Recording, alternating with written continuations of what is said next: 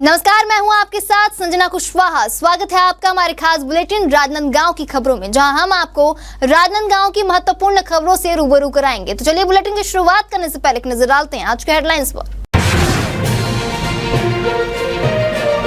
नवरात्र से पहले डोंगरगढ़ शर्मसार माता के गढ़ में मासूम से दुष्कर्म, क्षेत्रवासियों ने किया थाने का घेराव।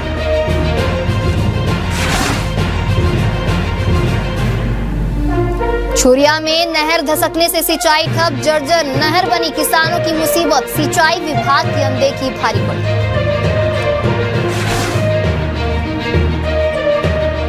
स्कूली बच्चों ने किया अंग्रेजी टीचर की मांग, बच्चे पहुंचे कलेक्टर ऑफिस, आत्मानंद स्कूल में शिक्षकों की कमी।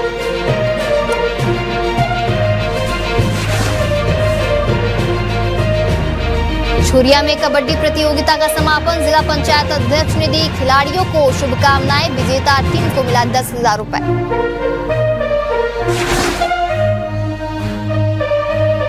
ट्रैफिक जाम से परेशान लोग, ट्रैफिक पुलिस नदारत, त्योहारों से पहले बिगड़ रही है व्यवस्था। चलिए बढ़ते हैं राजनांदगांव की महत्वपूर्ण खबरों की ओर। राजनांदगांव शहर के सबसे व्यस्त इलाकों में से एक गंज चौक में इन दिनों भारी ट्रैफिक जाम की स्थिति बनी हुई है, जहां बड़ी गाड़ियों की लगातार आवाजाही और ट्रैफिक पुलिस की अनुपस्थिति के चलते आम नागरिकों को रोजाना भारी परेशानियों का सामना करना पड़ रहा है। यह स्थिति सिर्फ गंज चौक की नहीं बल्कि पूरे शहर की है। आपको बता दें, स्थानीय लोगों और दुकानदारों का कहना है कि जाम की यह स्थिति कोई नई बात नहीं है, लेकिन बीते कुछ दिनों से हालात और भी बिगड़ गए हैं। जाम के कारण राहगीरों को घंटों फंसे रहना पड़ता है, वहीं एम्बुलेंस और स्कूल बसों को भी परेशानियों का सामना करना पड़ता है। बता दें, यह मार्ग शहर का प्रमुख व्यावसायिक इलाका होने के साथ साथ संपर्क का मुख्य जरिया भी है। ऐसे में ट्रैफिक की बढ़ती समस्या आम जनजीवन को गंभीर रूप से प्रभावित कर रही है। त्योहारों का सीजन नजदीक है और बाजारों में भीड़ बढ़ने की संभावना, जिससे आने वाले दिनों में ट्रैफिक व्यवस्था और ज्यादा चरमरा सकती है। ऐसे में ट्रैफिक पुलिस की सक्रियता और प्रशासन की तत्परता बेहद जरूरी हो गई है। यातायात विभाग आज विष्णुदेव चंदा बन चुका है। विष्णुदेव सहाय का चंदा इकट्ठा करना होता है, चाहे वो तीज का त्योहार है, चाहे जब बहनें अपने घर जाती हैं, है ना, तो उन बहनों से अगर चंदा उगाही करना है तब यातायात विभाग जागता है। अभी दीपावली आने वाली है, दीपावली का जब चंदा लेना होगा तब यातायात जागेगी। आपको मैं बता देना चाहता हूँ, जिला प्रशासन ने यातायात विभाग से मिलकर के 2 माह पूर्व एक कड़ा निर्णय लिया था कि यातायात को हम बेहतर बनाने के लिए, ट्रैफिक बेहतर बनाने के लिए हम कार्य करेंगे।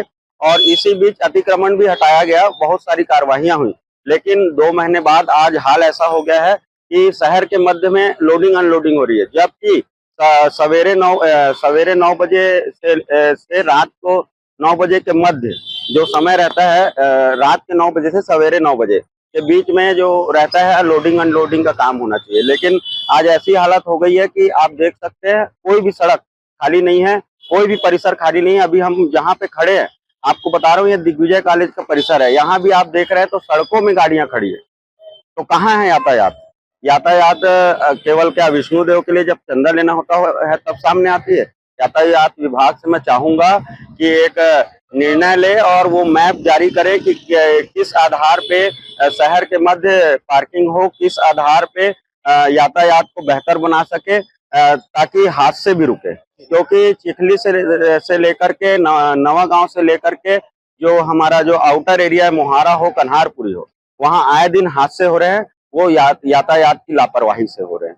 जो इलाके हैं, जयस्तंभ चौक, कामठी लाइन, रामाधीन मार्ग, शनि मंदिर रोड, हमालपारा, वहाँ लगातार बड़ी जो गाड़ियां हैं 4 पहिया वाहन जिसमें लोडिंग होती है, वहाँ व्यापारी लोग अपने सामान के लिए उनको दिन में बुलाते हैं लोडिंग कराने के लिए, अनलोडिंग कराने के लिए, जो कि गलत है। हमारा कहना ये है कि शासन प्रशासन मिल के जितने भी कार्य लोडिंग अनलोडिंग के जो होते हैं सामान को लाने और ले जाने के लिए, उसके लिए व्यवस्था नाइट में की जाना चाहिए, क्योंकि नाइट में ट्रैफिक की व्यवस्था उतनी नहीं होती जितनी दिन में होती है। देखिए, मेरा मानना यह है कि यातायात में जो है सुधार किया जाना चाहिए। जो चिखली है, चिखली से लेकर हमारे मानव मंदिर चौक तक अत्यधिक हादसा हो रहा है। ओवर ब्रिज जो है उसमें बना गया है, जिसमें कई स्टूडेंट जो है चलते चलते दुर्घटनाग्रस्त हो चुके हैं और मजदूरों राहगीरों को अत्यंत परेशानी हो रहा है, जिससे हमारे समाज में अत्यंत ही दुख की पीड़ा है। तो इसमें बड़े वाहनों को लिए एक समय सीमा निर्धारित किया जाए व आने जाने वाले प्रत्येक वाहनों के लिए एक गाइडलाइन जारी किया जाए। थाना डोंगरगढ़ क्षेत्र में नाबालिग बच्ची के साथ दुष्कर्म की घटना को अंजाम देने वाले आरोपी को पुलिस ने तत्काल कार्रवाई करते हुए गिरफ्तार कर लिया है, जहां आरोपी की पहचान ज्ञानी चौरे उम्र 53 वर्ष के रूप में बताई जा रही है। पीड़िता की मां द्वारा दर्ज कराई गई शिकायत और मेडिकल जांच के आधार पर पुलिस ने आरोपी के खिलाफ मामला दर्ज किया है। घटना की गंभीरता को देखते हुए पुलिस अधीक्षक ने तत्काल जांच के निर्देश दिए थे, जिसके बाद थाना प्रभारी के नेतृत्व में पुलिस टीम ने सक्रियता दिखाते हुए आरोपी का पता लगाया और साक्ष्यों के आधार पर उसे गिरफ्तार कर माननीय न्यायालय में पेश किया गया। कल रात लगभग 9 से 10 बजे के बीच थाना डोंगरगढ़ में एक नाबालिग से दुष्कर्म का मामला सामने आया था, जिसमें पीड़िता के परिजनों द्वारा एक मामला FIR पंजीबद्ध कराया गया और FIR पंजीबद्ध होने के दौरान नाबालिग पीड़िता का मुलाहिजा कराया गया, जिसमें दुष्कर्म की पुष्टि हुई और नाबालिग से फिर पूछताछ किया गया और उसने आरोपी ज्ञानी चौरे को पहचान की पुष्टि की पहचान कार्रवाई में, और जिससे आज उसको अरेस्ट कर माननीय न्यायालय प्रस्तुत किया जा रहा है। छुरिया क्षेत्र के किसान इन दिनों भारी परेशानी का सामना कर रहे हैं। आपको बता दें, मासूल जोब जलाशय से घोघरे, छुरिया, शिकारी और महका के खेतों तक पानी पहुंचाने वाली मुख्य नहर और नाली अचानक धसक गई है। नतीजतन ये है कि खेतों तक पानी पहुंचने के बजाय वह सीधे नालों में बह रहा है। दरअसल हाल ही में मासूल जोब जलाशय से सिंचाई के लिए पानी छोड़ा गया था, लेकिन नहर नाली की जर्जर हालात के कारण यह धसक गई, जिससे पानी की आपूर्ति बाधित हो गई और किसानों के सामने फसल की सिंचाई को लेकर संकट खड़ा हो गया है। किसानों का कहना है कि यह समस्या पिछले 1 सप्ताह से बनी हुई है, लेकिन सिंचाई विभाग की ओर से अब तक कोई ठोस कदम नहीं उठाया गया है। किसानों का आरोप है कि अगर समय रहते नाली की मरम्मत कर दी गई होती तो यह स्थिति पैदा नहीं होती। मैं जब खेत आया तो उसमें पानी चल रहा था, लेकिन आजकल जब मैं इधर खेत देखने के लिए आ रहा था तो देखा कि नाली कैसे खाली हो गया है करके, तो जाके आगे देखा कहाँ से क्या हुआ है, कैसे पानी नहीं आ रहा है। तो आगे जाके देखा हूँ तो जो जहाँ पे घोघरे और छुरिया के बीच में जो पुल बना हुआ है, जो नहर नाली का, उसमें साइड से बहुत बड़ा टूटा हुआ है पुल का, जो नहर नाली है टूटा हुआ है, उससे पानी जो है नाले में जा रहा है। और ये अगर तत्कालिक व्यवस्था या तत्कालिक इनको नहीं बनाया जाएगा तो आने वाला अभी समय है 2 महीने फसल का, और सभी माई किस्म का धान बोते हैं कि नहर का पासी है करके, और अगर मान लो अगर ये नहीं बन पाएगी तो पानी नहीं मिलेगा और ऊपर वाले अगर पानी नहीं गिरता तो फसल होना असंभव है और इससे हजारों किसान वंचित हो जाएंगे। इसलिए शासन से मेरा निवेदन है कि तत्काल इनका व्यवस्था कराएं और पानी किसानों को देने का वो करे। बोयडी और महाका खार तक जाती है ये नाली, और इसलिए मैं शासन से रिक्वेस्ट और वो करना चाहता हूं कि तत्काल इन पे संज्ञान लेते हुए कि मरम्मत करा के हम किसान लोगों को पानी दिलाने का कष्ट करें। ये मेरा ये पहले से जर्जर था क्या ये पुल?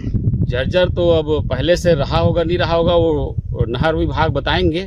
अब भैया हम तो किसान हैं, नहर नाली पानी लेते हैं, लेकिन अब हल्का फुल्का रहा होगा, पहले से बना है। आज से कितने साल का बना है हमको मालूम नहीं है, लगभग 20, 25, 30 साल हो गया होगा, लेकिन अब नहरी विभाग बताएंगे। और खोलने से पहले एक बार सर्वे करना चाहिए, कभी भी नहर नाली है सफाई करवाना चाहिए। तो पानी आवागमन कहाँ पे लीक है क्या है उन पर ध्यान नहीं देते, यही उसका भुगतना हमको किसान को पड़ेगा। अभी आने वाला समय में अभी 2 महीना भी फसल आने में टाइम है, और अभी तो मान के चलिए अभी हकीकत में अगर ऊपर वाले अगर पानी नहीं गिरेगा तो हमको नहर से ही पानी पालन करना पड़ेगा, और पानी नहीं अगर हमको नहीं मिल पाएगा तो हमारा कोई फसल नहीं होगी।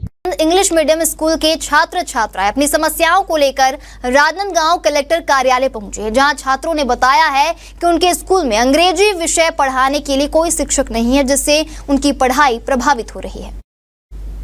आपको बता दें, बच्चों का कहना है कि स्कूल में जितने भी शिक्षक हैं वे सभी हिंदी माध्यम से और अंग्रेजी की पढ़ाई नियमित रूप से नहीं हो पा रही है। साथ ही हाल ही में एक शिक्षक का ट्रांसफर छुरिया तक करा दिया गया, जिससे स्थिति और भी गंभीर हो गई है। छात्रों ने कलेक्टर से नए अंग्रेजी शिक्षक की नियुक्ति की मांग की है। इस पर कलेक्टर ने बच्चों की बातों को गंभीरता से सुनते हुए कहा कि इस मामले पर तुरंत संज्ञान लिया जाएगा और संबंधित विभाग को आवश्यक कार्रवाई के निर्देश दिए जाएंगे।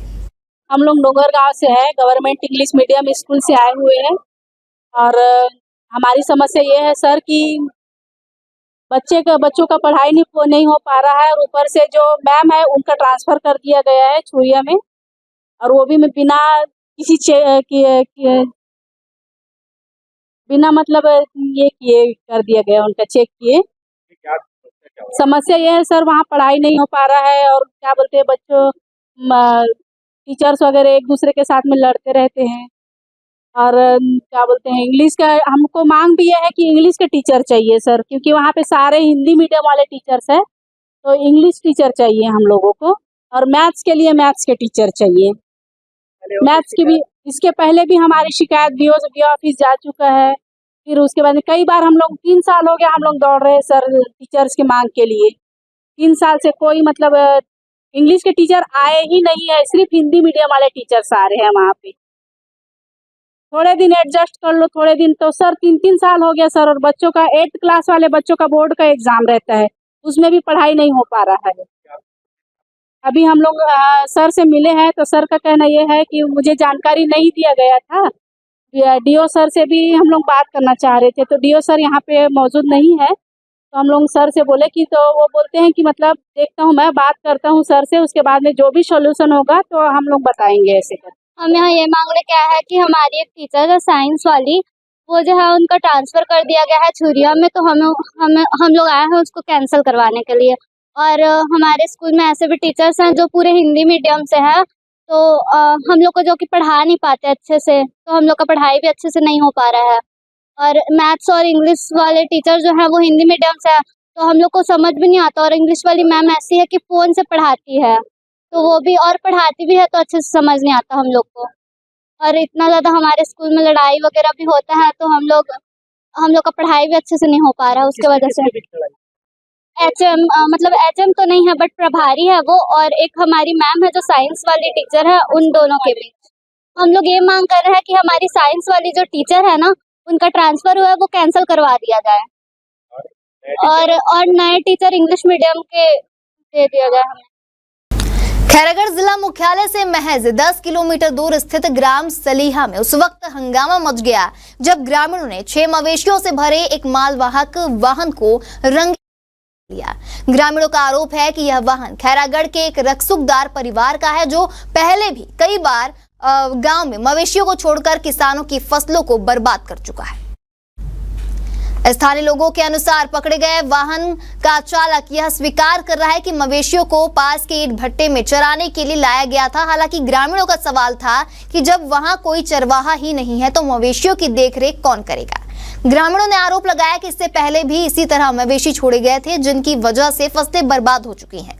मामले ने तुल तब पकड़ा जब वाहन मालिक गांव आने से साफ इनकार कर दिया।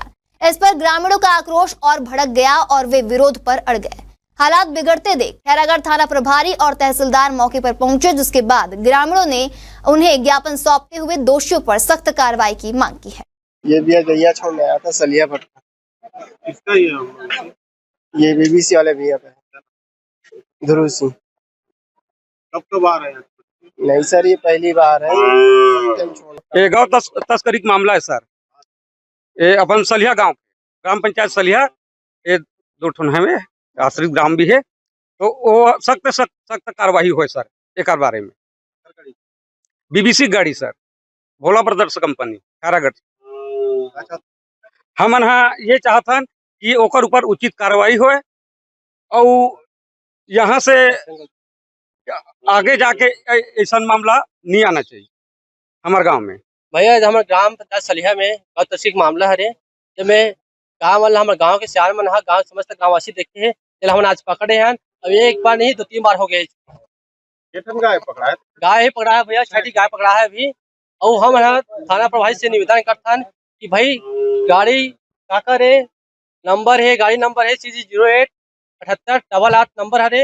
ये में गाड़ी अपन ड्राइवर के नाम है दुर्गेश पटेल होता थे, निवासी चिकल धा बता थे, और गाड़ी के अपन जो मालिक है BBC बता थे, BBC गाड़ी हरे कहा थे। तो भाई हमारा अनुरोध है कि सख्त से सख्त कार्रवाई करी जाए, नहीं करी जाए तो हम थाना से घेराव करबो। ग्राम सलिया के लोग जो हैं वो लोग मतलब सूचना प्राप्त हुआ था कि यहाँ पर किसी के द्वारा जो है अवैध परिवहन किया जा रहा है। गाड़ी में जो है जो पशु है, तो गौवंश पशु है, उसका तस्करी किया जा रहा है करके। तो फिर पुलिस विभाग के TI साहब और हम जो है यहाँ पर आए थे यहाँ पर, और अभी जो गाड़ी पकड़ी हुई है उसे जब्ती करके जो है आगे कार्रवाई के लिए ले जा रहे हैं। और इनके द्वारा एक और आवेदन दिया गया है जो पूर्व में भी ऐसा हो चुका है करके, तो उस आवेदन पर फिर जो है शीघ्र से शीघ्र कार्रवाई किया जाएगा। गाड़ी मालिक पर भी कार्रवाई, हाँ, उस पे जो प्रावधान है, जो कानून में प्रावधान है उसके तहत। राजनांदगांव के सन सिटी क्लब हाउस में पर्यावरण संरक्षण गतिविधि द्वारा एक दिवसीय पर्यावरण कार्यशाला का आयोजन किया गया, जहां कार्यशाला में सैकड़ों पर्यावरण प्रेमियों की उपस्थिति रही, जहां महिलाओं और बच्चों में प्रतियोगिताओं को लेकर विशेष उत्साह देखा गया। जहां प्रतियोगिता का शुल्क एक पेड़ पौधे का बीज रखा गया, जो प्रेरणादायक पहल के रूप में सराहा गया। कार्यक्रम का शुभारंभ औषधीय पौधों के पूजन और गीत प्रस्तुति से हुआ, जिसके बाद वक्ताओं ने जल, जंगल, जमीन, पॉलिथीन और इको ब्रिक्स जैसे विषयों पर जागरूकता फैलाई। प्रमुख अतिथियों में पूर्व सांसद प्रदीप गांधी और प्राचार्य ओंकार लाल श्रीवास्तव समेत अन्य गणमान्य नागरिक उपस्थित रहे। प्रतियोगिताओं में विजेताओं को पुरस्कार और प्रशस्ति पत्र प्रदान किए गए। अंत में उपस्थित जनसमूह ने पर्यावरण रक्षक मित्र बनने का संकल्प भी लिया। गणेश विसर्जन के दौरान खैरागढ़ के दीपक यादव की नाबालिग आरोपी द्वारा चाकूबाजी कर हत्या किए जाने की घटना से पूरे क्षेत्र में शोक और आक्रोश का माहौल है। दीपक अपने परिवार का एकमात्र सहारा था, जिसकी कमाई से विधवा मां और छोटे भाई का जीवन चलता था। उसकी असमय मौत से परिवार गहरे संकट में डूब गया है। तो वही घटना के बाद परिजनों को न्याय दिलाने के उद्देश्य से मंदराखन देवांगन ने पीड़ित परिवार के साथ कलेक्टर कार्यालय पहुंचकर मुख्यमंत्री के नाम ज्ञापन सौंपा, जहां ज्ञापन में मृतक के परिजनों को आर्थिक सहायता और एक शासकीय नौकरी दिए जाने की मांग की गई। देवांगन ने कहा कि जिस तरह राजनांदगांव की चाकूबाजी की घटना में मृतक परिवार को मुआवजा और नौकरी दी गई थी, उसी तर्ज पर दीपक यादव के परिवार को भी न्याय मिलना चाहिए। वहीं स्थानीय विधायक यशोदा नीलांबर वर्मा ने भी इस घटना को अत्यंत दुखद बताया और कहा कि सरकार को इसे गंभीरता से लेते हुए शीघ्र संज्ञान लेना चाहिए, ताकि पीड़ित परिवार को राहत मिल सके। बाइला जला कार्य छोड़ीस ना, ओकर कारण ओकर बेटा भी ये हो गए, पावर आ गए, नहीं तो कौनो कोनो नहीं मार सके। कतनो गलती रहा है भैया हो दादा भाई हो, वो है ना मोरे ओला सजा होना चाहिए। कभी जिंदगी मत निकले और निकालो और मारो। मोले कुछ मत दू तो भी चली, मैं तो ऐसे भी भिखारी हूँ, पर एक चीज है, मोर बेटा के इंसाफ होना चाहिए। हाँ हाँ, वो बेचारे भी लड़का भी खत्म हुए, मैं सुने हो बेचारा। सरकार से कहा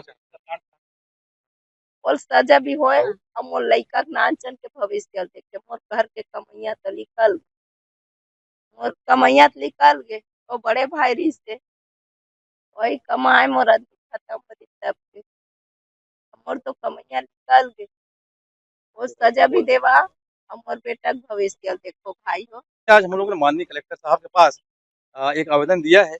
श्रीमती भारती यादव, जिनका पुत्र का गणेश विसर्जन के दिन एक नाबालिग बालक द्वारा चाकू हत्या कर दी गई थी, और बहुत गरीब परिवार है, उनके परिवार में कोई और नहीं है, उनकी माँ है, एक छोटा बच्चा है, परवरिश के बाद दिक्कत हो रही है। तो हम लोगों ने आज छत्तीसगढ़ सरकार से मुख्यमंत्री के नाम माननीय कलेक्टर साहब को ज्ञापन दिया है, और हमने मांग किया है कि इन परिवार को आर्थिक सहायता के रूप में 4 लाख दिया जाए। परिवार में कोई कमाने वाला नहीं है, इस कारण परिवार की शासकीय नौकरी दिए जाने की मांग हम लेकर आज आए हैं। चर्चा की है, परिवार के सभी लोग आए हुए हैं, हमें सार्थक चर्चा हुई है। कलेक्टर साहब ने आश्वासन भी किया है। राजनांदगांव में बचनपुर नवा गांव में 3 लोगों की हत्या हुई थी, उसमें माननीय विधानसभा जी के अध्यक्ष जी ने वहां पर घोषणा किया है सरकारी नौकरी और मुआवजा देने की। उसी बात को हम लोग रखने आए हैं, और हम लोग आज मांग करने आए हैं, और पीड़ित परिवार को मदद के लिए हम लोग आज कलेक्टर साहब को मुख्यमंत्री के नाम ज्ञापन दिया है। राजनांदगांव की बसंतपुर थाना पुलिस ने अवैध शराब बिक्री के खिलाफ अभियान चलाकर 2 आरोपियों रंजित सोनवानी और राजेश सिंह के कब्जे से अवैध शराब जब्त की है, जहां दोनों के खिलाफ आबकारी एक्ट के तहत केस दर्ज किया गया है। तो इसी कड़ी में मोहल्ले में शांति भंग करने वाले इमरान खान और साहिल कुरैशी के खिलाफ प्रतिबंधात्मक कार्रवाई करते हुए उन्हें भी गिरफ्तार कर एसडीएम न्यायालय में पेश किया गया है। फिलहाल आगे की कार्रवाई जारी है। खैरागढ़ नगर के बीचों बीच खोली गई शराब दुकान के विरोध में कांग्रेस कार्यकर्ताओं ने कलेक्टर कार्यालय के समक्ष जोरदार प्रदर्शन किया, जहां विधायक यशोदा वर्मा और जिला कांग्रेस अध्यक्ष गजेंद्र ठाकरे के नेतृत्व में बड़ी संख्या में कांग्रेसी एकत्रित हुए और सरकार विरोधी नारे लगाते हुए शराब दुकान को तत्काल बंद करने की मांग की। प्रदर्शनकारियों का कहना था कि जिस स्थान पर यह दुकान खोली गई है उसके आसपास अस्पताल, बैंक, स्कूल, जिम और गार्डन जैसे सार्वजनिक स्थल मौजूद हैं, जिससे स्थानीय नागरिकों खासकर महिलाओं और बच्चों को भारी असुविधा हो रही है। कांग्रेस ने इसे नगर के शांतिपूर्ण वातावरण और सामाजिक ताने बाने के लिए हानिकारक बताया। कलेक्टर के मौके पर न होने से नाराज कार्यकर्ता धरने पर बैठ गए। बाद में प्रतिनिधिमंडल को कलेक्टर कक्ष में बुलाया गया, जहां विधायक वर्मा ने स्पष्ट चेतावनी दी है कि अगर शीघ्र ही शराब दुकान को बंद नहीं किया गया तो कांग्रेस उग्र आंदोलन करने को बाध्य होगी। जिला अध्यक्ष लोग और हमारे ब्लॉक अध्यक्ष और हमारे कांग्रेस के सभी कार्यकर्ता यहाँ कलेक्टर के नाम ज्ञापन सौंपने के लिए आए हैं। हम लोग इसलिए ज्ञापन सौंपने के लिए आए हैं कि हम यहीं पास ही में जहाँ रेस्ट हाउस है, वहाँ न्यायालय है, वहाँ सामने में एक प्रीमियम शराब दुकान खुला है। उसी के विरोध में हम लोग आए। हम लोग चाहते हैं कि ये रोड पास में है, यहाँ से स्कूल भी आते जाते हैं बच्चे लोग, और यहाँ सामने में रोड के सामने में यहाँ खुला है। और हम इस बात के लिए भी विरोध कर रहे हैं कि कोई भी यहाँ नगर पालिका में यहाँ मकान बनाते हैं या कोई भी दुकान को खुलवाते हैं तो नगर पालिका से परमिशन लिया जाता है, और नगर पालिका के सामान्य सभा की बैठक में प्रस्ताव होता है और टीआईसी में प्रस्ताव होता है, तभी जाके कोई भी काम आगे बढ़ता है। लेकिन यहाँ खुला है प्रीमियम जो वाइन दुकान खुला है, ना तो नगर पालिका में कोई टीआईसी में बैठक में प्रस्ताव हुआ है, ना ही किसी को कुछ पता है, और यहाँ शराब दुकान खुल गया है। तो हम लोग इसी के विरोध कर रहे हैं कि न्यायालय के सामने है और ज़्यादा दूर नहीं है, अटल बिहारी वाजपेयी जी का वहाँ अटल उद्यान बन रहा है और इसी बीच में वहाँ शराब दुकान खुला है। अच्छी बात नहीं है। हम नगर के जनहित को देखते हुए और हमारे बच्चे के जनहित को देखते हुए और भविष्य को देखते हुए हम लोगों ने ज्ञापन सौंपे, और कानून व्यवस्था और साथ में कानून व्यवस्था भी यहाँ चरमराई हुई है। लगातार आप लोग देख रहे हैं, जिस दिन गणेश विसर्जन हुआ उसी दिन पुलिस के सामने एक बच्चे का हत्या हुआ। उसकी माँ अभी आई थी अपने बेटे के लिए न्याय मांग लेती है। तो हम चाह रहे हैं कि जो राजनांदगांव में हुआ 3 का कत्ल हुआ, वहाँ सरकार मुआवजा के ऐलान किया है और नौकरी देने का किया है। तो हम भी चाहते हैं कि हमारे यहाँ गरीब के बच्चे जो जिसकी जान गई है उसके परिवार में कमाने वाला नहीं है, तो सरकार से हम यही मांग कर रहे हैं कि उसको मुआवजा मिलना चाहिए। आगामी नवरात्रि और गरबा उत्सव को देखते हुए जिला पुलिस प्रशासन सतर्क हो गया है, जहां इसी कड़ी में राजनांदगांव जिला कलेक्टर कार्यालय के सभा कक्ष में पुलिस अधीक्षक की अध्यक्षता में दुर्गा पंडाल समिति एवं गरबा समिति के संचालकों की एक महत्वपूर्ण बैठक आयोजित की गई।